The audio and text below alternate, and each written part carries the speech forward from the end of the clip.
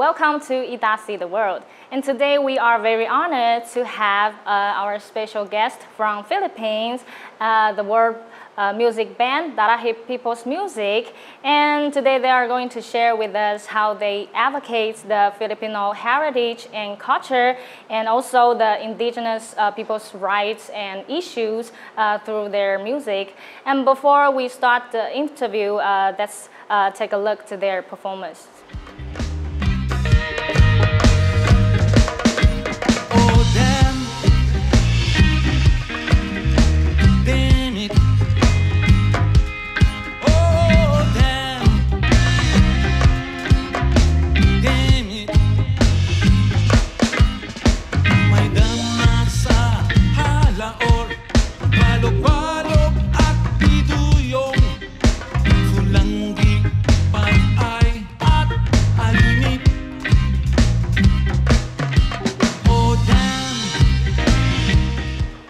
Okay, so welcome to Taiwan. Mabuhay. Yes, mabuhay. Great to be here. Okay, so first, could you say hi to our audiences and introduce your role in the band? Hello, mabuhay. My name is LJ and I am the bass guitar player for Talahib People's Music. Okay, thank you. Hi everyone, mabuhay. I'm Bugs Villarreal. I'm lending my voice to Talahib People's Music. Good day, mabuhay. I'm Charlene Ong. I'm the lead vocalist in Talahib People's Music. Hi, I'm Jonas. I'm from the Philippines. I'm the percussionist of Talahib People's Music. Okay, thank you and welcome. And thank you for joining us today. And so the Talahib People's Music was established in July 2000. So till now, it's over 20 years. So it's a long journey, right? So could you share with us like the origin or the purpose and the goals of this band? So yes, Talahib started back in 2000. So that was 22 years ago. And actually, it started because of a tragedy that happened in the Philippines.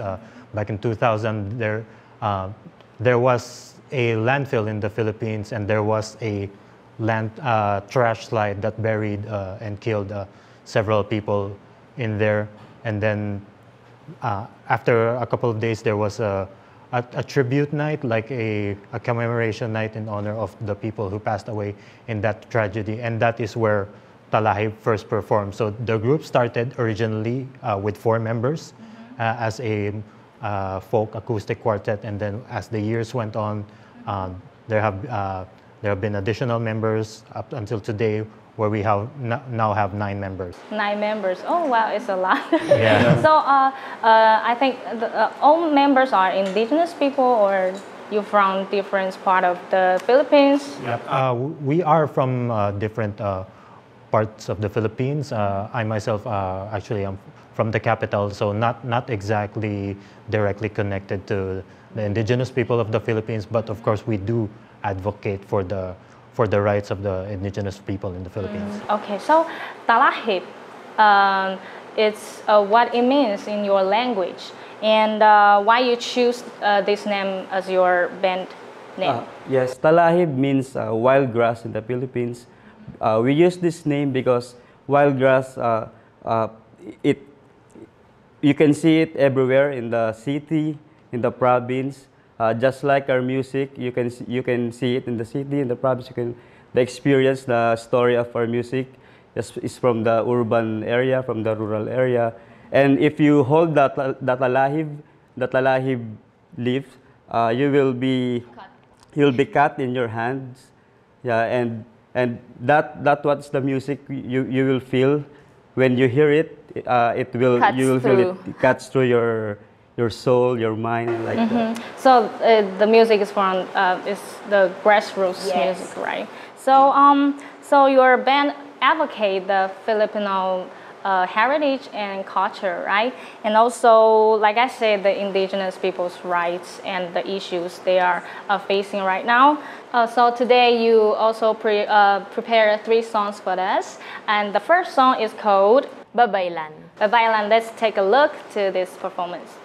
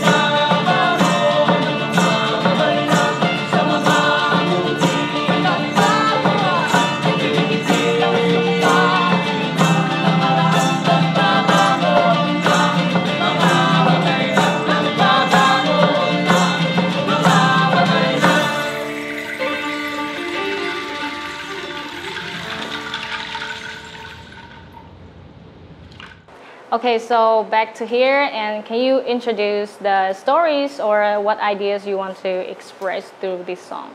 Yes. Babaylan is written by Tony Palis. The late Tony Palis, he is a women's rights advocate in the Philippines, and he wrote this song as an ode or to honor the women who are rising from the abuses, from the challenges that they face in this fast-changing society. So that's how we wanted to portray it, that women are not just for keeping homes or not just for these kinds of work. Women can be anyone else. Yes. So that's how. So as I know that the Babaylan is a very crucial role, very important role in the indigenous communities. Indeed, yes. Babaylans are highly respected, and their wisdom is deeply regarded by the community people, and they also consult them whenever there is a struggle within the community or even outside. So that's how important a role of a woman in a community is. Mm-hmm. So it's come from which indigenous communities? Nothing in particular. It's more like all-encompassing for women's struggle. Mm-hmm. Okay, so thank you. And the second song is? Second song is On Potok. On Potok. So let's take a look on this performance.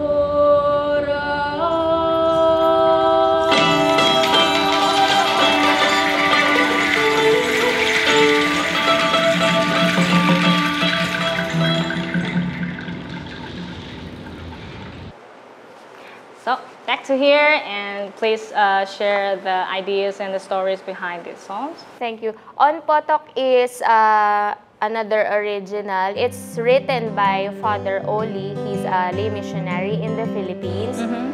On Potok is actually written in the Dumagat language.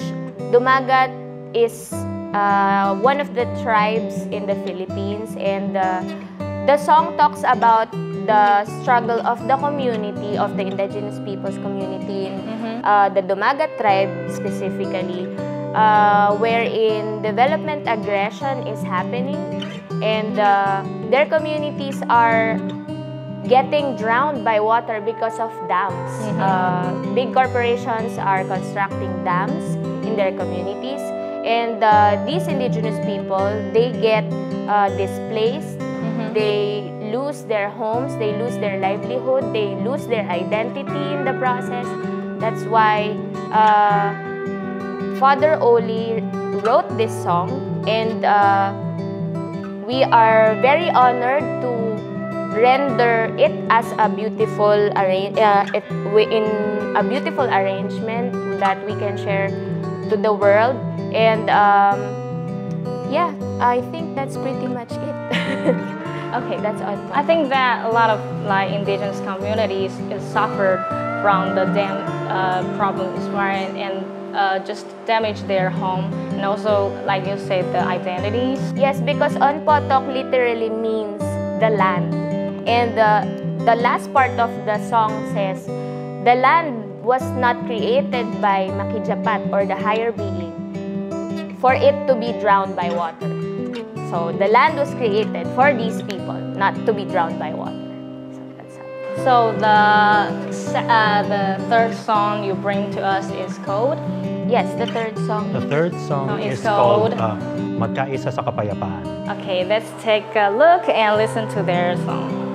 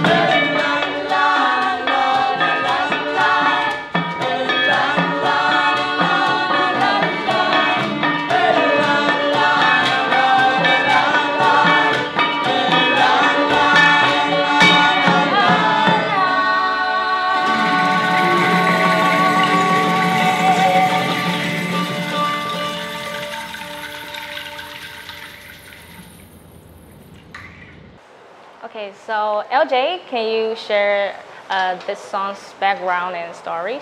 Yes, so the title Magkaisa sa Kapayapaan literally translates to Unite for Peace. So the lyrics to this song was actually written by our manager, Mr. Jaime Hernandez. And the main feature of this song is we play indigenous instruments coming from both the north and the south of the Philippines. So traditionally, these instruments are the boat lute from the south and the gongs from the north. Traditionally, they're not played together because they're from the opposite ends of the country. So in this song, we play them together, and the song itself is like a call, you know, basically for unity, to unite for peace and to be united as one people. So that's it. Yeah. So I see that you have different like instruments, indigenous instruments, and also different type of music. So how many like music types that you have like used? In terms of music styles, yes, we fuse a number of different contemporary music styles. Like we're influenced by a bit of rock, a bit of folk, a bit of reggae, and of course we incorporate indigenous instruments into our songs, but still with a more contemporary, modern sound. Yeah, it's amazing. And can you show us the instruments that you have used in your songs? Yep, sure. So perhaps we should start from the north of the country. This one is called Tongatong. Jonas, would you like to? What is its name? Its name is Tongatong. Tongatong? It's made from bamboo. It's from the northern side of the Philippines. This is an indigenous instrument, and you use it like this.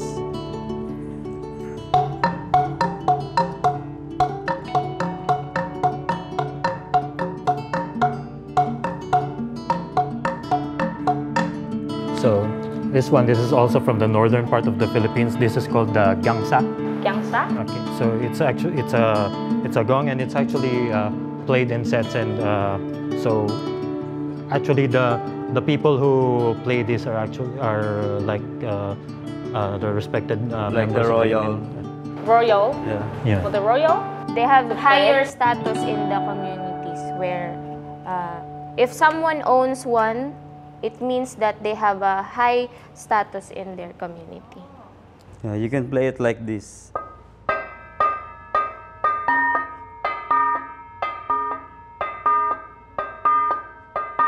You can also play it like this, the topaya.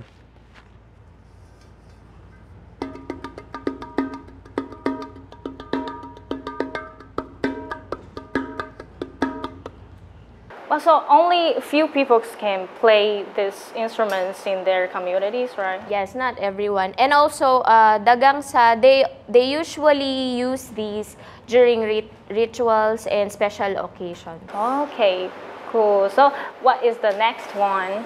Okay, so these are the Tiboli bells from the Tiboli tribe of southern Philippines. Yes, southern Philippines too. Yeah, you just play it like, for example, for the contemporary, you can play it like the shaker, and also you can wear it to your ankle. Oh, cool. Yeah.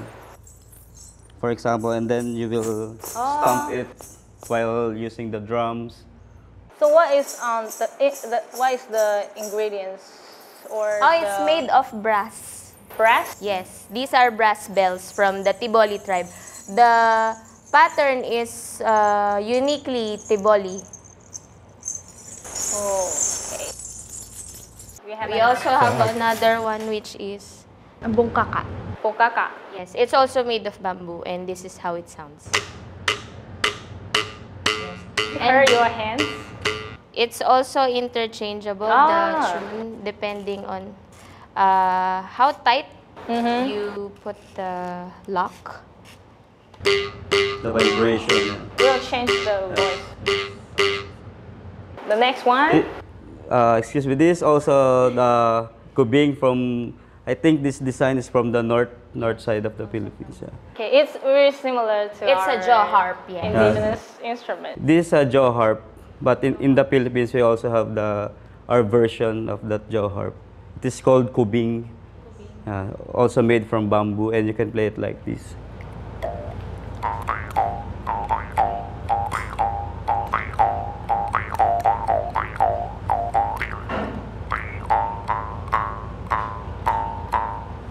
Oh, yeah. Thank you. And what's the next?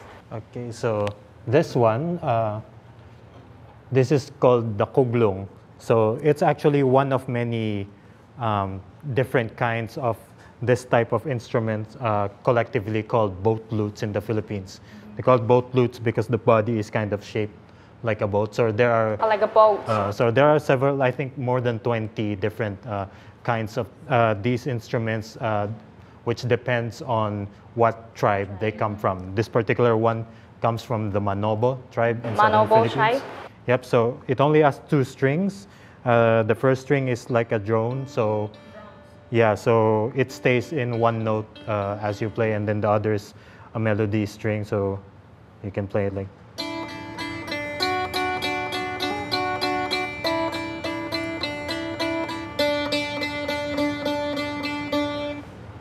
Yeah.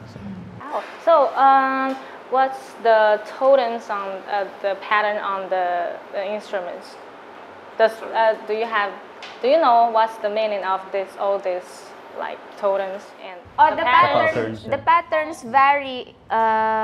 Depending on which tribe uses them, yeah. Yes, but this particular one has the horse head and the alligator tail. Yeah.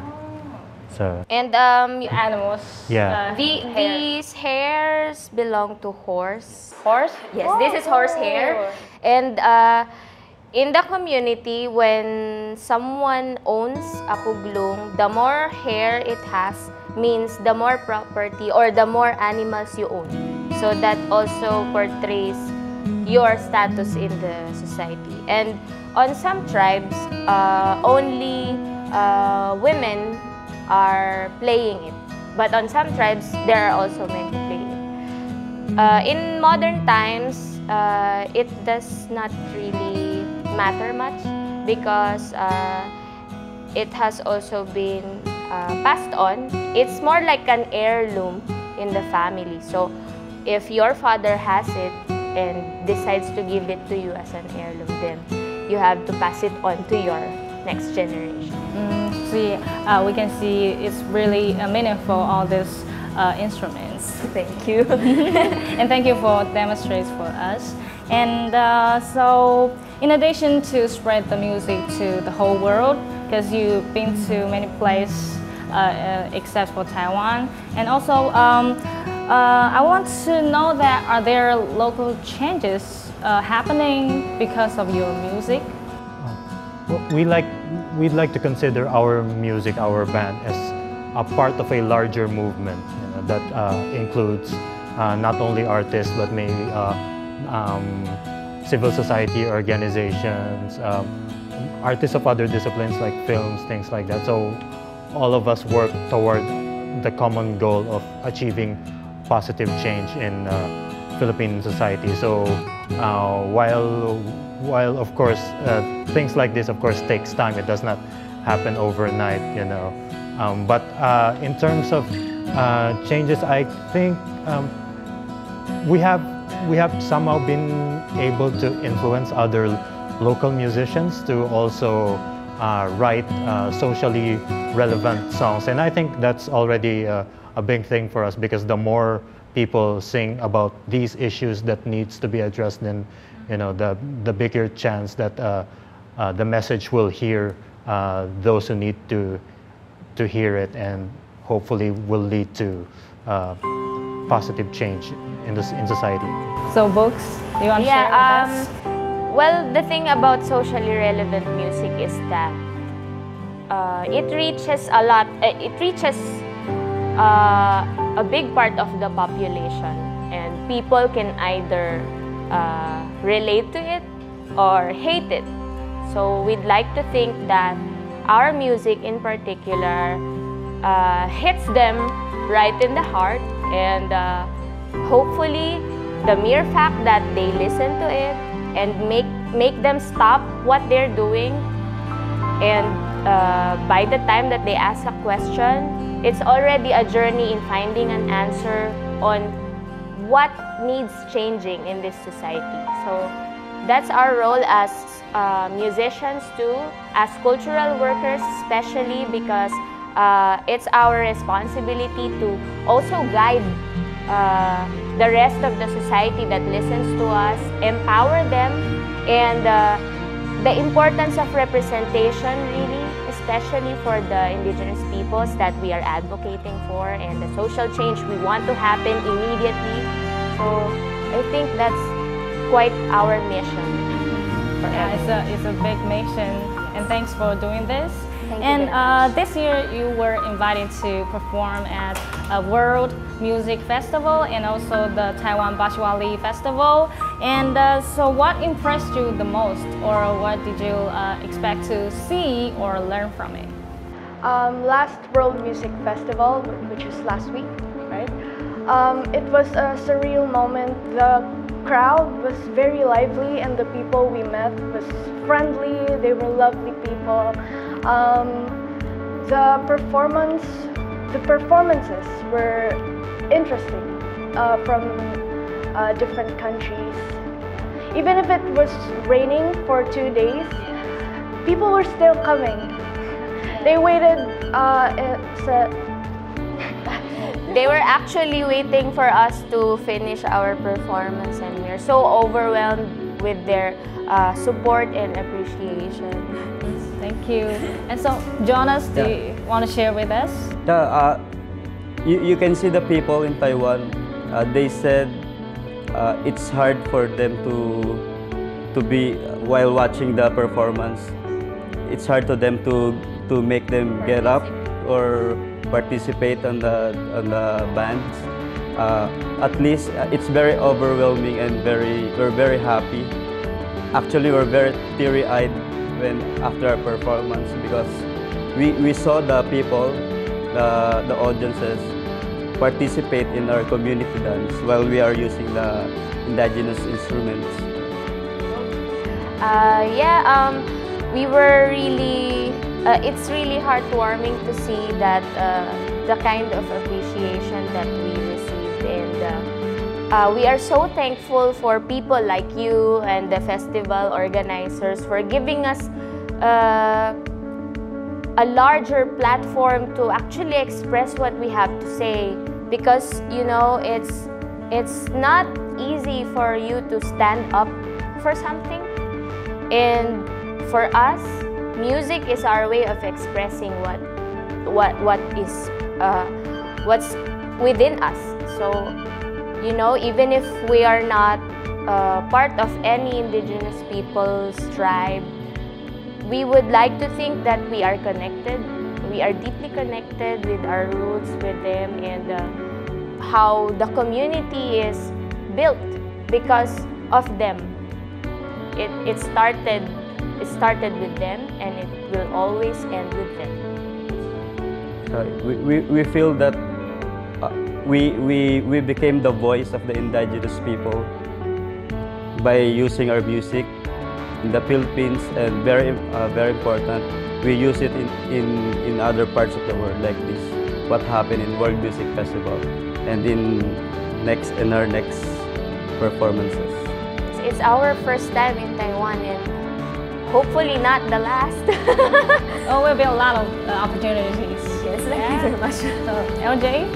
I think they've said most of them, but personally, at first I was nervous because we didn't know what kind of reception we will get, because as they said, it's our first time in Taiwan, my first time with the band to perform overseas. But after the performances, I think, you know, the reaction was just overwhelming, and you can even see it in social media. There were literally dozens of people tagging us on our social media accounts and commenting on our pages, saying that the performance was amazing. And yeah, so we're really happy and really honored to be part of these two festivals, the World Music Festival and the upcoming Bashuali Festival. And we look forward to coming back and performing here again. Hopefully. Thank you for bringing this amazing songs and music to the people in Taiwan, and also your awareness, raise the awareness of the issues that people in Philippines are facing right now.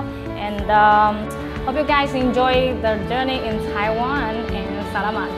Maraming salamat, mabuhay.